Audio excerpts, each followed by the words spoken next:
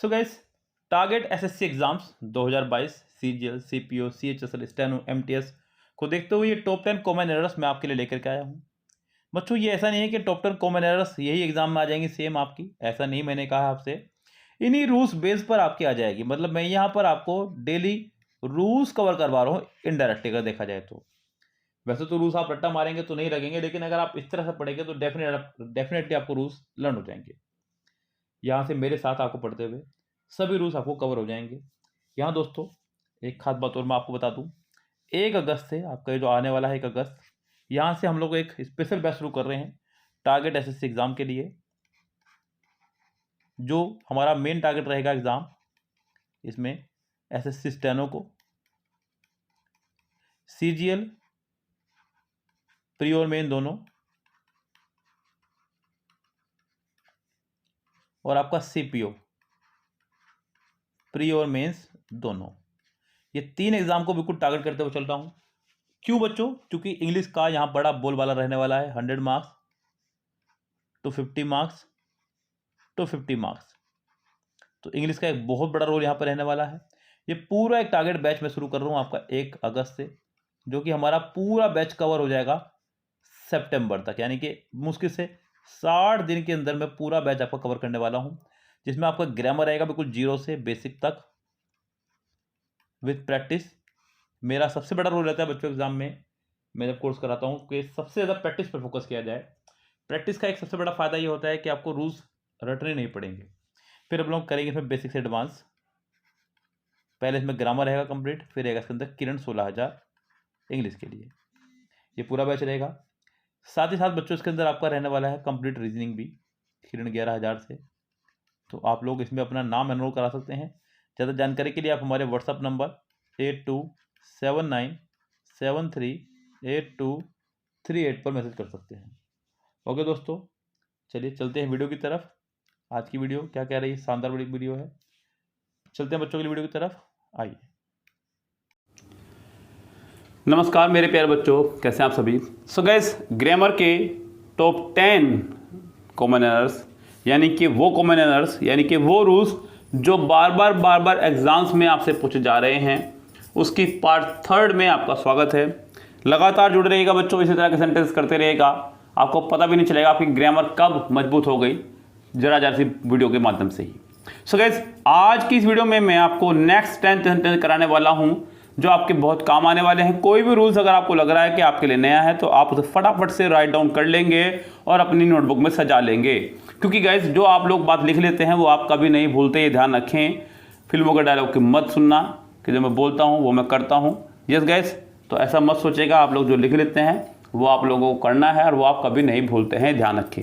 सो यहाँ एग्जाम में बार बार इनसे एरर पूछी जा रही है, ऐसा मेरा विश्वास आपको इसलिए करना बनता है क्योंकि पिछले कई सालों के प्रैक्टिस में सोल्व करवा चुका हूँ और मैं देख रहा हूँ कि ये कुछ रूल्स बार सेंटेंस रिपीट हो रहे हैं, तो मैं इन्हें सेंटेंस के माध्यम से आपको करवा रहा हूँ। ओके गाइस, चलिए फिलहाल शुरू करते हैं फटाफट से अपनी कहानी अपनी जुबानी।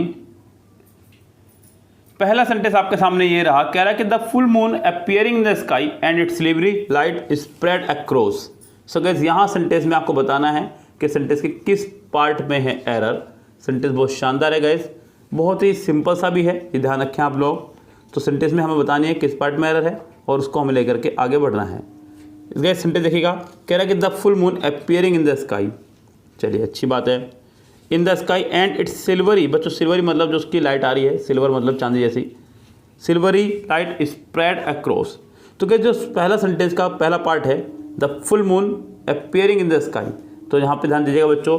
मैंने आपको कई बार बताया है कि ये आपके कुछ स्टेटिव वर्ब्स होती हैं बच्चों।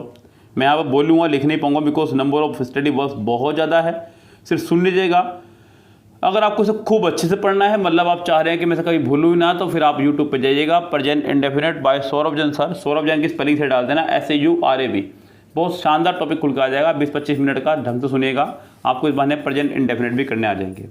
गाइज, कुछ स्टेटिव वर्ब्स होती हैं जिनकी कंटिन्यूअस टेंस में ING फॉर्म नहीं हुआ करती है, उन्हीं में से आपकी कुछ हैं आपकी ये भी, see, look, watch, feel, hate, love, like, dislike, seem, appear, remember, recognise, taste, smell, believe, think, know, ये सभी आपके स्टेटिव वर्ब्स हैं। इनको गैस कभी भी इनमें एनजी फॉर्म नहीं लगाते हैं, तो यहाँ पर एनजी फॉर्म आपकी नहीं आएगी। सेंटेंस में यहाँ पहले ही पार्ट में आपको एरर दी गई है, पहला पार्ट आपका पूरी तरह से रॉन्ग है गाइस, यहाँ आपकी एनजी फॉर्म नहीं होनी चाहिए थी। तो सेंटेंस में आपका यहाँ पर अपीयरिंग की जगह या तो इज अपीयरिंग या फिर आप इसे अपीयर्ड कर दें तो सेंटेंस हमारा करेक्ट हो जाएगा, यानी कि सेंटेंस के फिलहाल ए पार्ट में आपके एरर है। आगे बढ़ते हैं guys. It is not good to breed over past failure. So guys यहाँ ध्यान देना, यहाँ जो वर्ड उसने इस्तेमाल किया है ब्रीड ओवर, ये गाइस ब्रीड ओवर का मतलब पूरे का पूरा मतलब होता है बच्चों, वैसे तो ब्रीड का मतलब होता है पैदा करना।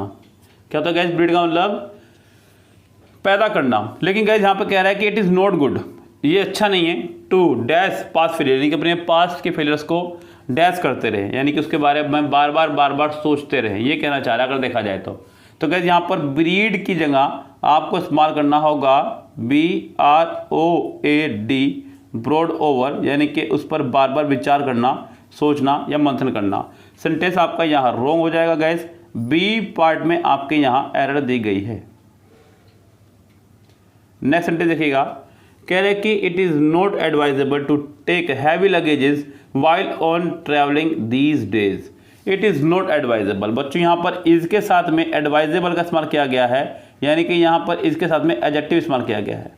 मैं आपको बता दूं बच्चों, इज आपका बी की फैमिली का वर्ड है, जिसमें आपका is am are was were 5 word और बी बीन बीइंग आया करते हैं। बी की फैमिली के साथ में आप एडजेक्टिव, वर्ब, कंडीशंस, नाउन कुछ भी लगा सकते हैं। तो गाइस यहाँ पर एडजेक्टिव लगाया गया है टू टेक हैवी लगेजेस। अब यहाँ पे जो वर्ड इस्तेमाल हुआ है लगेजेस, बच्चों इसको ढंग से देख लीजिएगा, जितने भी वर्ड है हमारे जिनके आखिरी में आता है AGE, इनको बोलते हैं एब्स्ट्रैक्ट नाउन, जैसे कि luggage, baggage, damage, wreckage, homage, language, ये सभी आपके वर्ड जो हैं एज ए एब्स्ट्रैक्ट नाउन काम करते हैं। इनके साथ आप कभी भी एस या ES का इस्तेमाल नहीं कर सकते हैं। सेंटेंस में आपका बी पार्ट पूरी तरह से रॉन्ग है, लगेजेस की जगह ओनली लगेज करना होगा। Thoughts about the slaughtered children is uppermost on my mind. ध्यान दीजिएगा बच्चों, ध्यान से, सेंटेंस शानदार है तो ढंग से सुन लीजिएगा बच्चों, क्योंकि आपको एरर भी ढूंढनी है और कोशिश कीजिएगा कि आप मुझसे पहले एरर ढूंढ लें बच्चों। इस बार सेंटेंस थोड़ा सा टफ आपको लग रहा होगा। कह रहा है कि थॉट्स, यहाँ पे शुरुआत उसने की है थॉट्स यानी कि विचारों से, जो कि आपका प्लूरल है। अबाउट द स्लटर्ड चिल्ड्रन, बच्चों थिंक का ही एक वर्जन है आपका थॉट, और थिंक के साथ में हम लोग प्रपोजिशन ऑफ का इस्तेमाल क्या करते हैं, अबाउट नहीं। तो गैस यहाँ सेंटेंस में think of the slaughtered children यानी कि thought of the slaughtered children होना चाहिए था, सेंटेंस हमारा करेक्ट होता। तो गैस यहाँ सेंटेंस में आपके मेरे हिसाब से एरर हो जाएगी ए पार्ट में ही। चलिए गैस आगे बढ़ते हैं, क्या कह रहा है, कह रहे कि Orwell is one of those author, ध्यान सुनिएगा बच्चों, Orwell is one of those authors who do his best to irritate the reader. Guess यहाँ उसने बहुत अच्छा काम किया कि ऑफ के बाद प्लूरल नाउन लगाया। ऑफ के बाद अगर कभी भी कोई नाउन आ रहा है और वो प्लूरल बन सकता है तो आप ऑफ के बाद प्लूरल नाउन ही लगाएंगे, पहली बात। दूसरी बात गैस, यहाँ पर हु के बाद जो वर्ब आया करती है वो पिछले वाले सब्जेक्ट के अकॉर्डिंग आया करती है, बहुत बढ़िया। उसके बाद में गैस यहाँ पर उसने लगाया हिज, हिज आपका यहाँ नहीं होगा, आपको लगाना होगा देयर ऑथर्स को देखते हुए। तो गैस यहाँ सेंटेंस में आपका बी पार्ट आपका रॉन्ग है। हिज यानी कि सिंगुलर पॉजेसिव की जगह आपको प्लूरल पॉजेसिव देयर का इस्तेमाल करना होगा। चलिए गाइस सेंटेंस के बी पार्ट में है एरर।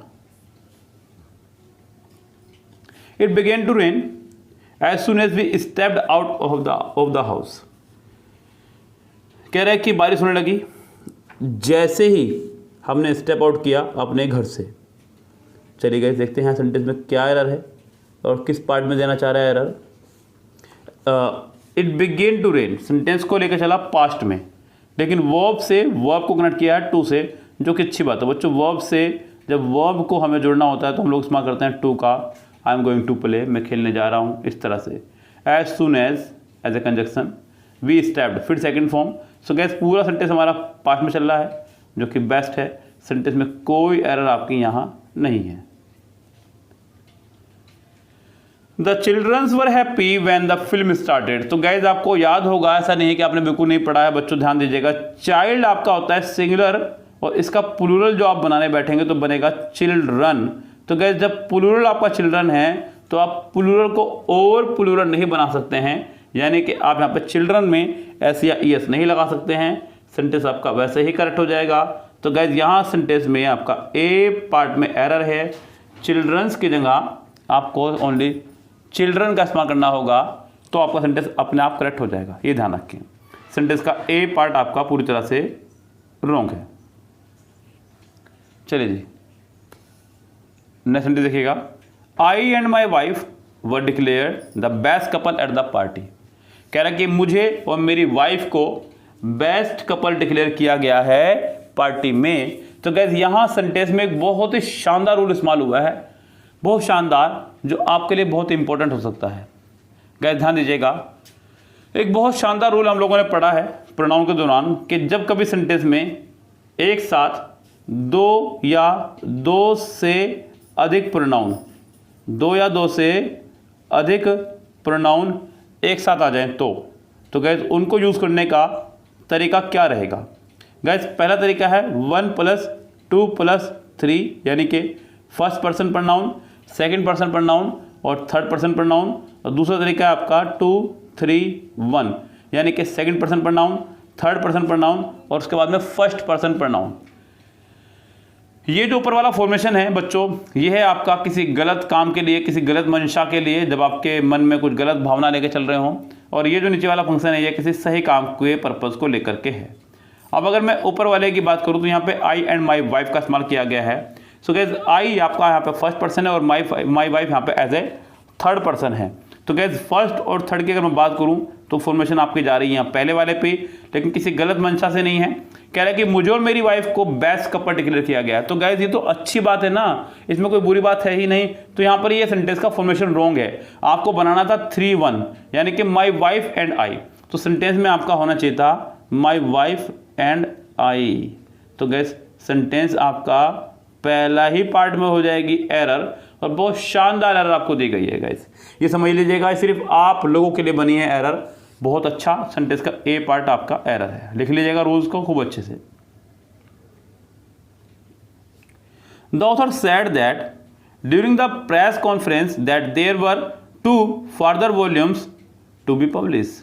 ऑथर ने कहा प्रेस कॉन्फ्रेंस के दौरान कि देयर वर 2 फर्दर वॉल्यूम्स। बच्चों यहाँ पे जो उसने इस्तेमाल किया वर्ड फार्दर, गाइस फार्दर का इस्तेमाल हम लोग डिस्टेंस यानी कि दूरी के लिए क्या करते हैं, जबकि वो कहना चाह रहा है कि अभी 2 वॉल्यूम्स और आने हैं। यानी कि जब बात करें नेक्स्ट की, तो नेक्स्ट के लिए आप लोग फर्दर का इस्तेमाल क्या करते हैं, किसका इस्तेमाल क्या करते हैं, फर्दर का, यानी कि नेक्स्ट यानी कि अगला। तो गाइस सेंटेंस में यहाँ आपका एरर है, सी पार्ट में फार्दर की जगह आपको फर्दर का इस्तेमाल करना होगा। फार्दर हम लोग दूरी के लिए इस्तेमाल क्या करते हैं, Delhi is farther from here than that of Patna. हालांकि मैंने सिर्फ एग्जांपल दिया है कि दिल्ली यहां से दूर है पटना के मुकाबले।